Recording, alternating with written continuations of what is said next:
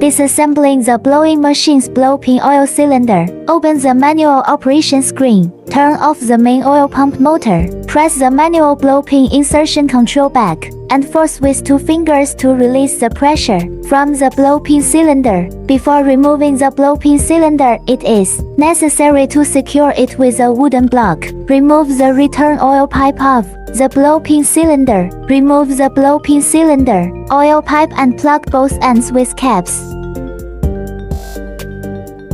Remove the blow-pin cylinder oil pipe and use plugs to seal both ends of the oil pipe. Remove the 4 screws on the blow-pin cylinder oil pipe. When removing, loosen the screws diagonally. Loosen the nut beneath the fitting.